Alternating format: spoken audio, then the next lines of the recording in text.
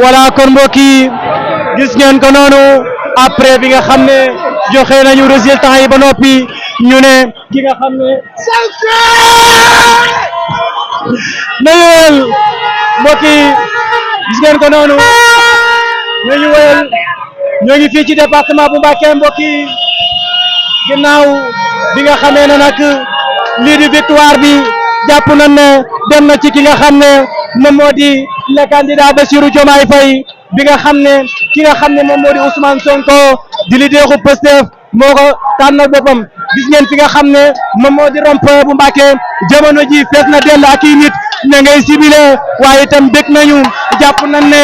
gagné nañu élection yi ba noppi fii ci Touba mën nañ ne ki nga xam ne moom moo di le candidat Bassirou Diomaye Faye gagné na élection yi fii ci Touba Mbacké ndax 279% ay 264%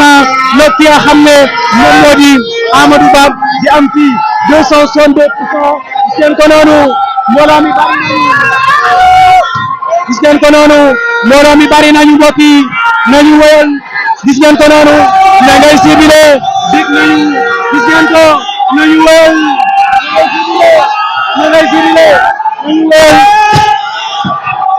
nañu wéyal ba tey nañu wéyal mbokk yi gis ngeen ko noonu jamono ji waaw ñu ngi fii ci département bu Mbacké mbokk yi gis ngeen ko noonu ñu ngi ci rond-point bu Mbacké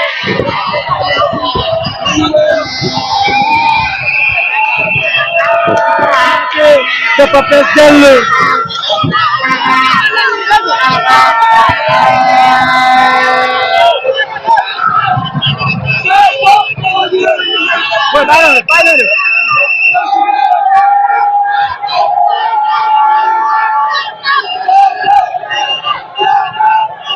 fii ci département bu Mbacké gis ngeen rond-point bi jamono ji nit ñi génn nañu fokk nañ ne élection présidentielle yi gagné nañu ko premier tour loolee rek la ñu daal di wax jamono ji ba tax na fii ci Mbacké Bawal jamono ji fees na dell ak i ndem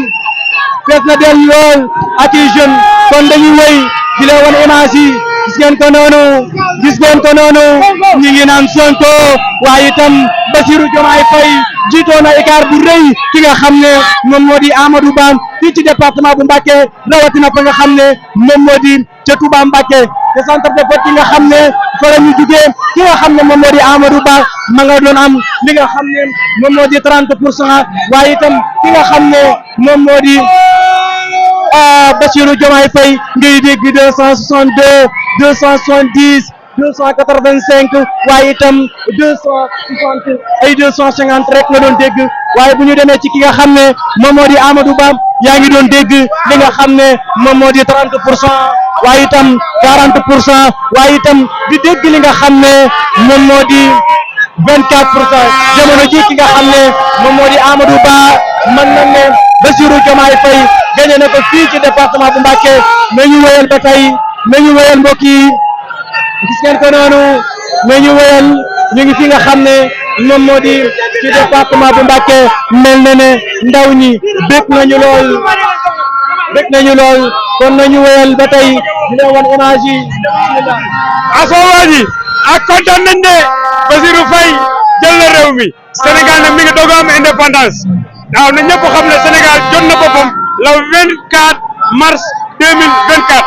waaw ñun patriotes yi nag xeex nañ ko fu nekk ci àdduna bi waaw li may ñaan daal yàlla bu yaakaar tas yàlla bu yaakaar tas yàlla bu yaakaar tas yàlla nañu yàlla suñu borom dimbali ñëpp gëm na Sénégal instant bi nii jërë ngeen jëf mbokk yi comme ni mu ko waxee mën na ne Bassirou Diomaye Faye gagné na en 100% fi nga xam ne moom moo di ca Touba waaye itam ca centre de vote bi nga xam ne moo jàkkaaroog arrondissement bu Ndam Bassirou Diomaye Faye ay 262 290 ki nga xam ne moom moo di Amadou Ba di am li nga xam ne moom moo di 33 wala sax ñu ne 34 waaye itam gis ngeen waa Pastef ñu ngi noonu gis ngeen ko noonu mbokk yi nañu wéyal ba tey waa Pastef yi ñu ngi noonu itam nañu ànd ak moom